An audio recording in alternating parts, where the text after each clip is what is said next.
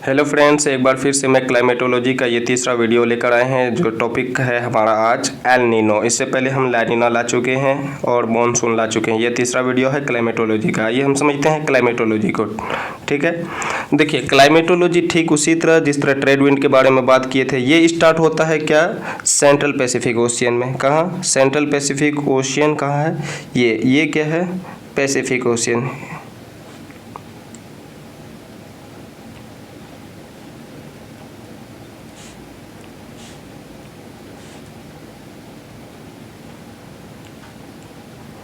ये Pacific ocean reason है, sorry C Pacific ocean में।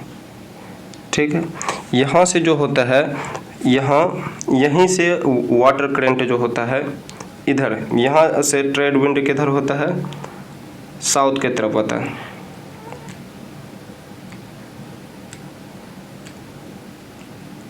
ठीक, तो जनरली जो जनरल ट्रेंड होता है ट्रेड विंड का ऐसे होता है। ठीक है, जनरली सालों भर ऐसे बहती है।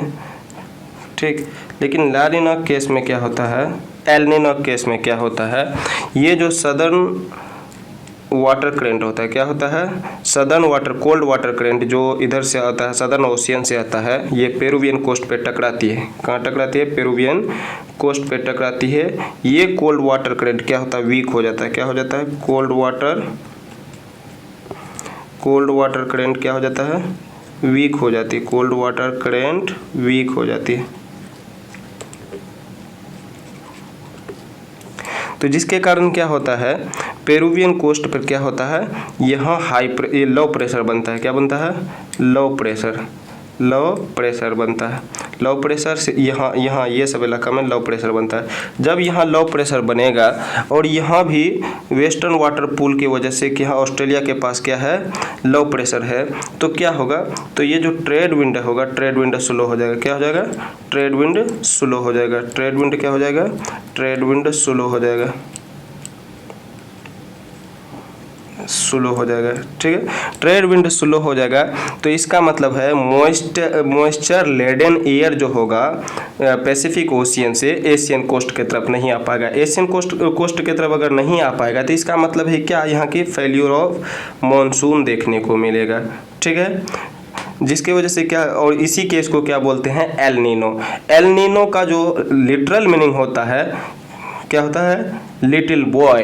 लिटिल बॉय इसका नाम इसलिए दिया गया है कि ये पहले जो अकर होता था, जब इसका नोमेनक्लेचर हुआ था, ये कहाँ हुआ था, इस कोस्ट में। किस कोस्ट में, इस कोस्ट में।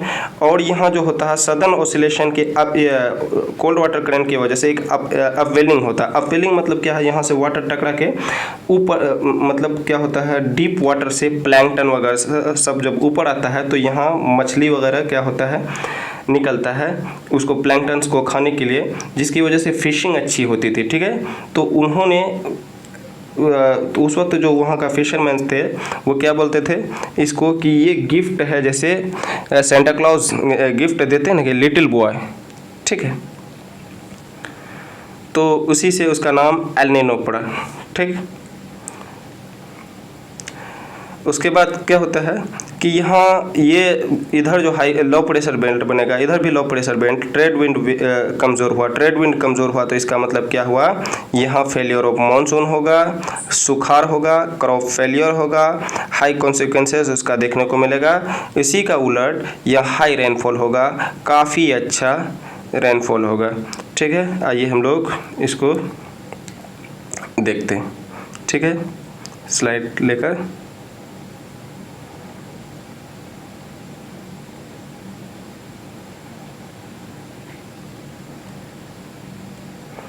What is El Nino?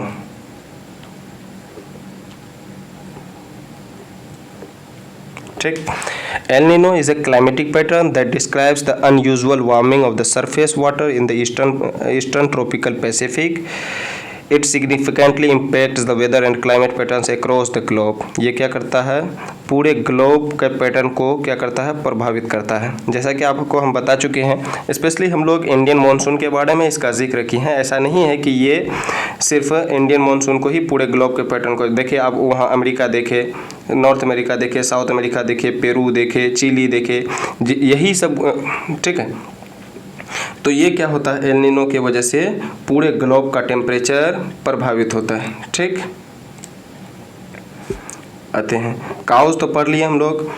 Cause में जैसा कि हम लोग जिक्र किए हैं, एल नीनो किसके वजह से होता है, एल नीनो ट्रेड विंड क्या होता है, एल नीनो उधर जो हाई लो प्रेशर बेल्ट बनता है पेरुवियन कोस्ट पे, चिली कोस्ट पे और north American coast, Alaska coast वगैरह पे, तो उसके वजह से क्या होता है, ट्रेड विंड वीक हो जाता है। ठीक है, caused by the weaker the trade winds क्या होता है, warmer than the normal sea surface. Sea surface क्या होता है, नॉर्मल से ज़्यादा वार्म हो जाता है। Temperature in the central eastern Pacific ocean क्या हो जाता है, हाई हो जाता है। जब टेम्परेचर राइज करेगा तभी तो वहाँ हाई लो प्रेशर बनेगा और ट्रेड विंड कमज़ोर होगा। ट्रेड विंड कमज़ोर होगा तो कॉन्सिक्वेंसेस क्या होगा कि हमारे यहाँ बारिश नहीं होगी।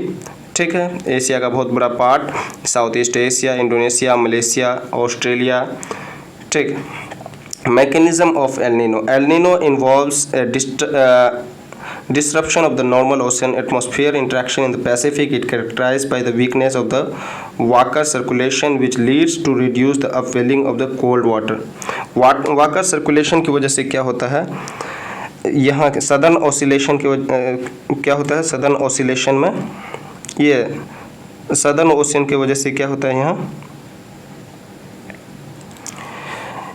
अपवेलिंग ऑफ कोल्ड वाटर होता है। क्या होता है, कोल्ड वाटर करंट वीक हो जाता है, जिसकी वजह से क्या होता है, वहाँ हाई प्रेशर बेल्ट बनता है। ठीक, वेदर इम्पैक्ट क्या क्या होता है इसकी वजह से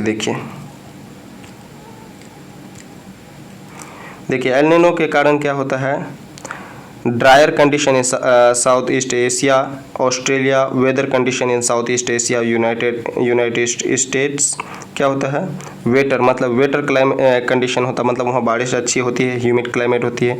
ठीक है, यूएस में उसके बाद South American country, Chile, Peru, Brazil वगैरह। Warmer winter in the northern US. ठीक, ग्लोबल इम्पैक्ट क्या होता है, global impact of El Nino includes the influence on the hurricane activities. Hurricane क्या होगा, वहाँ जब हाई प्रेशर होगा तो क्या होगा, हरिकेन के चांसेस बढ़ जाएंगे। क्यों, क्योंकि दूसरी जगह लो प्रेशर होगा, यहाँ से तेज़ी से हवा जाएगा और हरिकेन साइक्लोन आएगा। इम्पैक्ट ऑन ग्लोबल टेम्परेचर, ये ग्लोबल पे पूरे globe, north America, south America, Australia, Asia, ये पूरे तो इफेक्टेड हुआ ही।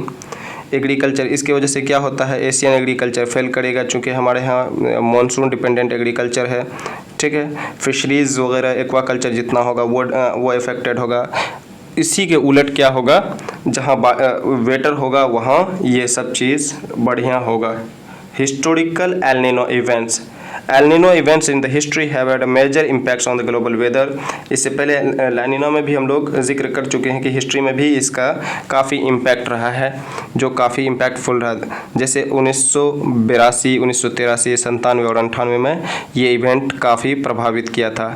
ये इवेंट देखो हर साल रेगुलर नहीं आता, ये क्या होता है 7-8 साल की फ्रीक्वेंसी पर आते रहता है।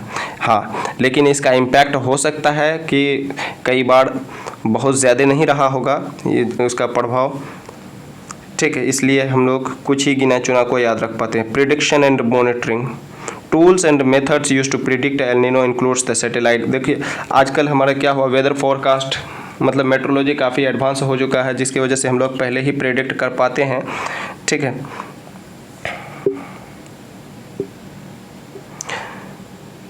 Mitigation and preparedness. देखिए इन्फॉर्मेशन हमारे पास रहेगा, अच्छा टेक्नोलॉजी रहेगा, मेट्रोलॉजिकल डिपार्टमेंट को अगर हम एडवांस करेंगे तो हम लोग इसको क्या करेंगे कि पहले ही फोरकास्ट कर पाएंगे और उसको इसके इफ़ेक्ट्स को मिटिगेट कर पाएंगे। ठीक है, वाटर को हार्वेस्ट करके उससे पहले ही और वाटर को मैनेज करके। ठीक है, आई होप आप लोगों को ये वीडियो बहुत अच्छे से समझ में आया होगा। आप हमारे चैनल के साथ बने रहिए, लाइक करिए, सब्सक्राइब करिए और शेयर करिए अपने दोस्तों के साथ।